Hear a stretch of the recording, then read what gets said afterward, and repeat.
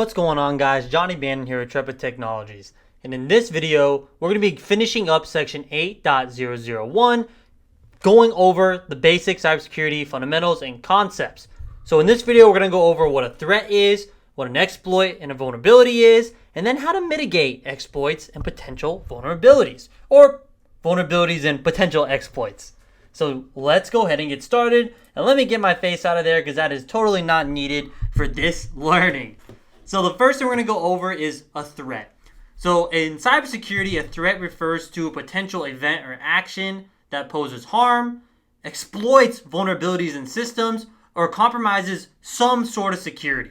So what a threat is could be that human element. It could be malware. It could be a social engineering attack, which could also contain malware. It could be an advanced persistent threat actor. It could be hacktivists. Really anything that can potentially cause harm to your enterprise and your environment. This could even be a supply chain attack. So it's not always going to be technical. A lot of times threats have what we call the human element, which means it could have been an insider threat. It could be an unknowing insider threat. A good-willed intentioned employee that's trying to maybe do more work at home. They upload sensitive or intellectual property to Dropbox, and now it exposes it to the public. So there's a lot of different threats. Again, this is the CCNA exam. We're not going to dive deep into all the potential threats. We're just going to hit on the basic fundamentals. So the first threat we're going to talk about is malware.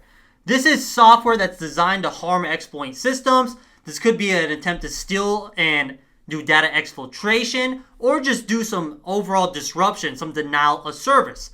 Malware can be delivered in many different ways. Typically, what we see malware being delivered in is like an email or a social engineering and phishing attack combined with that malware. A very basic one you always hear anytime you try to gamify cybersecurity awareness is an employee clicks a link that looks like it's from its bank.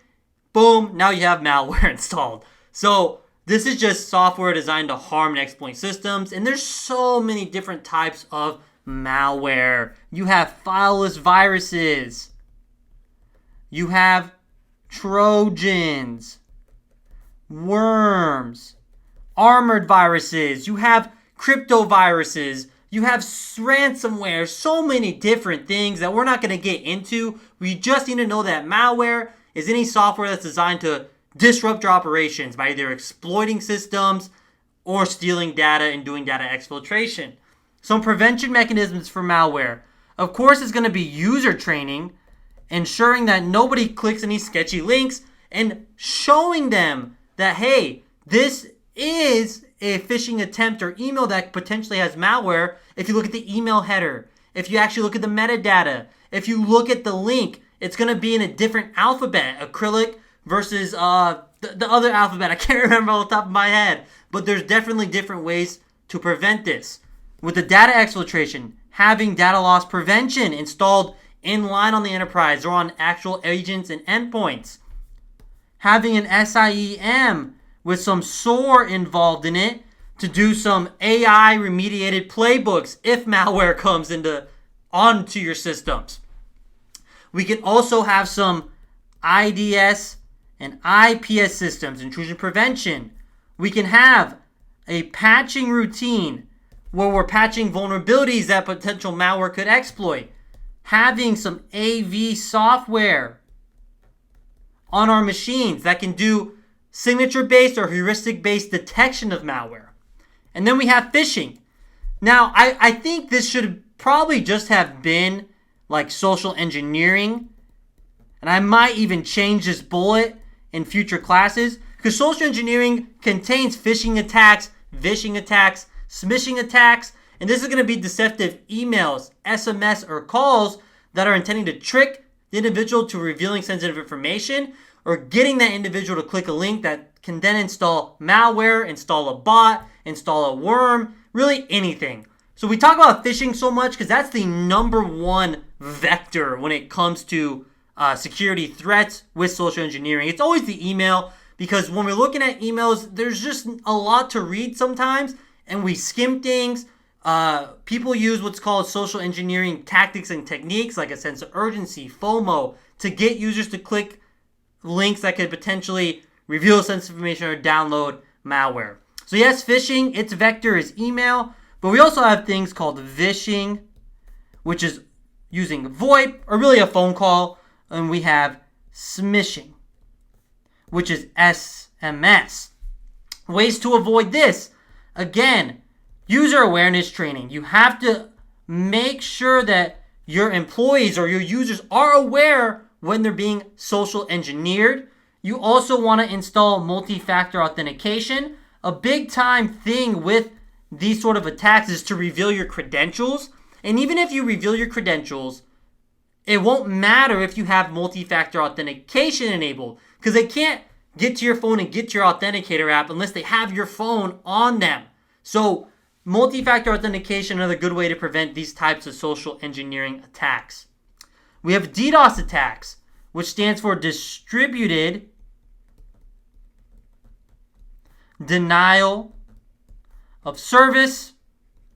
These are attacks that use what's called a botnet that's controlled by a CNC, command and control center, that does disruptive attacks or denial of server attacks on services or servers. A big DDoS attack is something called a SYN flood attack. That's where infected computers from all over the internet, maybe thousands, tens of thousands, use the local compute network resources on that local machine to send TCP SYN flags to a server, initiating that TCP three-way handshake, but not ever acknowledging back. So just a easy denial of service attack. They do this with APIs. And ways to prevent DDoS attacks. Obviously have some sort of firewall protection, maybe have some API rate limiting, have clustering of your web servers or services so you can maybe handle that influx if you're ever if you ever become victim to a DDoS attack. Insider threats. One of the most common things in cybersecurity that is the reason why exploits happen and data breaches, but really hard to detect because it takes a team effort. So an insider threat can be either intentional or unintentional. This could be the misuse or abuse of authorized access by individuals. And key terms, misuse or abuse. Abuse means intentionally trying to sabotage your enterprise or the company you work for. Misuse is just probably not understanding what you're doing could harm the enterprise and potentially cause a cybersecurity threat. This is why it's very important that you have AUPs and NDAs for employees so they truly understand what they can and cannot do with your computer systems so you don't have misuse.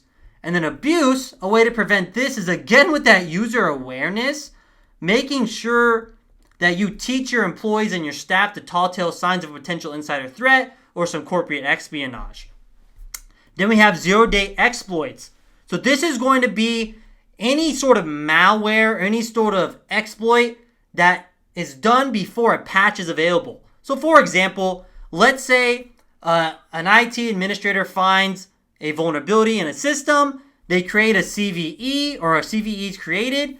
And let's say it's on Apache like 8.2, right? Web services.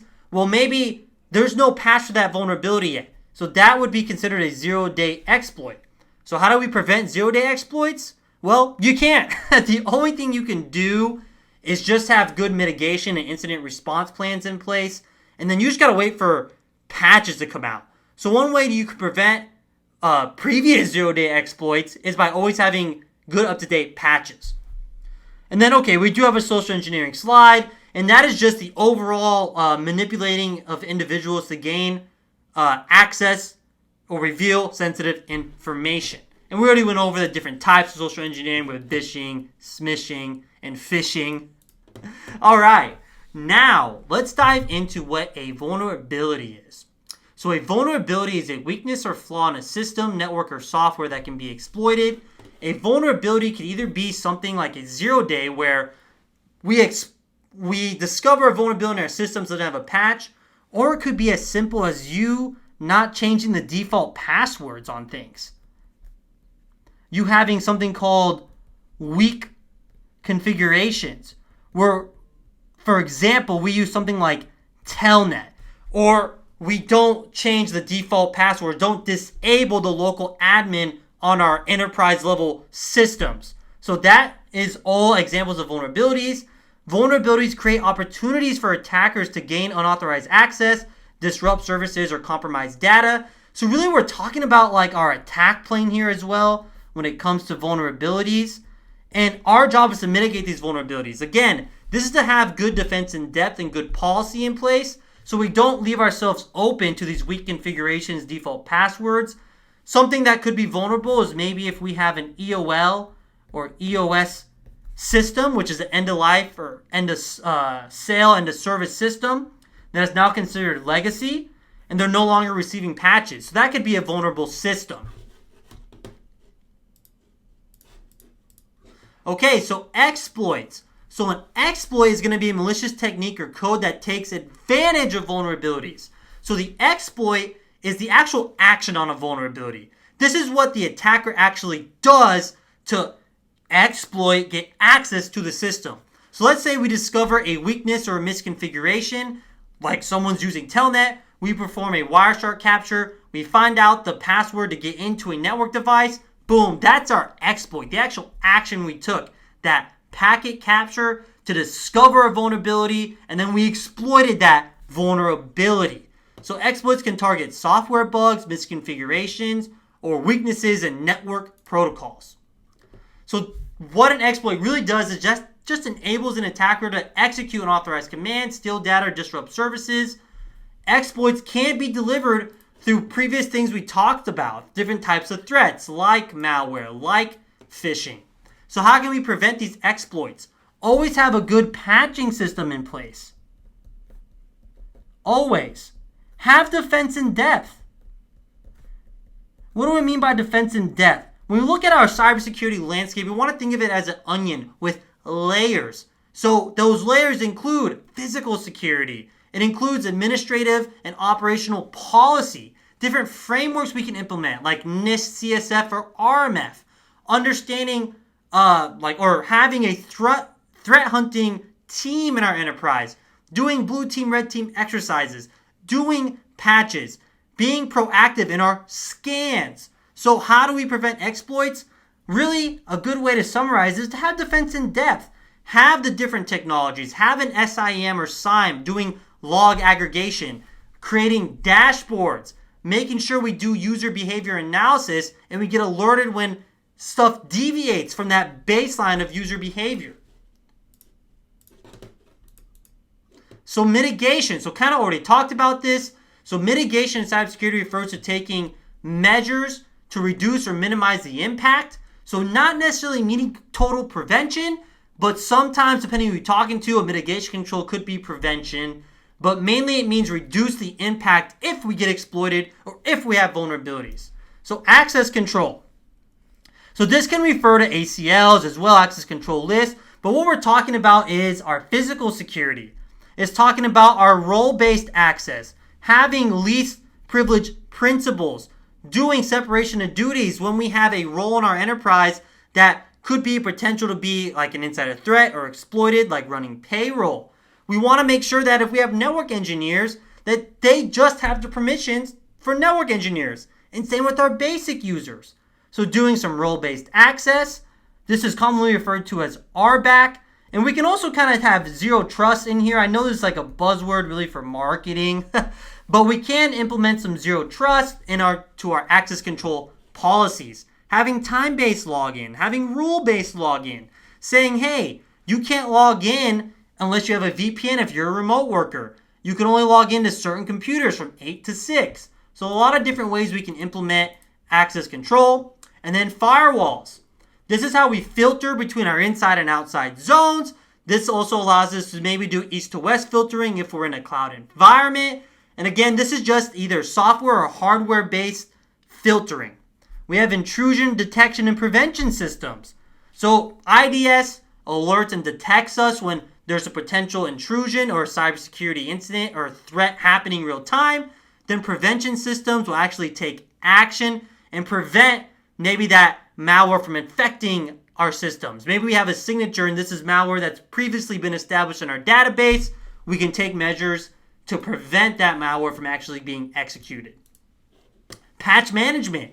Something that every beginner cybersecurity analyst must do. They're going to be doing it is making sure that we're regularly applying security patches. And to bring some real world into this, right? A lot of times with patch management with a rookie cybersecurity analyst, they want to apply patches quickly. Remember, always remember the A in our CIA triad. You don't always want to apply patches immediately when they come out, and there's good reason. Unless, of course, we're talking like a CVE level 10, like with Log-J4, then maybe we want to. And that's because we have third-party apps a lot of times in our enterprises that were probably developed for a certain version of Windows or Linux. And if we apply these patches and do our upgrades without sandboxing and testing, we could potentially bring some systems down, thus killing the A in our CIA triad. So we don't want to do that. So we want to make sure we have good patch management, making sure we're doing our rollouts, having a backup plan, getting change management controls and processes in place, doing some sandboxing. And then, of course, we have security awareness training. This is probably the most important one when dealing with the human element. And a lot of times you're going to want buy-in for a good security awareness training to be successful. And we're talking buy-in from the top down. So if you're fighting that uphill battle within an organization that doesn't care about cybersecurity, good luck getting your users to care. But it is important because the human element is usually the, focal point in a lot of data breaches. It's typically the human element. So you can do a lot of things to make this exciting. You can try to gamify. You can try to just hold it annually, monthly, or biannually. Try to just make it a part of the culture. Really, that's what it takes, is making it a culture thing to care about cybersecurity, to care about the systems in your enterprise. All right, incident response planning. So we also need to be aware of and be part of the development of the incident response plan. So without making this into a cybersecurity course, as network engineers and admins, we are part of the IRP. We go into the switches and routers. We are in the network equipment. We control the Cisco DNA centers or our software-defined networking implementation and technologies. We have to be part of that IRP, and we have to understand our role in it, whether that's doing isolation, containment, or segmentation, and if we have exploits and vulnerabilities or an ongoing cybersecurity threat. Vulnerability management. So this is conducting regular scans and assessments, going over if we have weak configuration and misconfiguration of protocols. This can involve doing like some Nessus scans or Nmap scans to see if we have any open or vulnerable protocols online and currently being outbound or inbound on our network. And then, of course, guys, the number one thing I love talking about is defense in depth. Making sure we employ multiple layers of security and not just the technical and logical controls. Making sure we have policy and frameworks and managerial and administrative controls like separation of duties, least privilege, having good AUPs, having good NDAs. As network admins, of course, ours is always going to be in the technical realm, making sure that we have strong authentication, making sure we have good endpoint detection and protection. And of course, more specifically, we're probably going to be dealing with a lot of NAC, network access control like 802.1x, a lot of the AAA protocols like Radius and TACX, VLANs, that's part of network segmentation. If we're like a cloud-based network engineer, dealing with VPCs, virtual private cloud connections, making sure we have east to west filtering, making sure we're putting protections on our microservices. And there's a lot of different things as a future network engineer we have to worry about when we look at our role in the defense in-depth plan. So I think that just about covers it. I want to thank everyone for viewing. And again, stay tuned for our continued videos on the CCNA exam. And if your unit or your company is ever interested in some live or in-person training, please look at the description and click that link to reach out to me or my team. Thank you.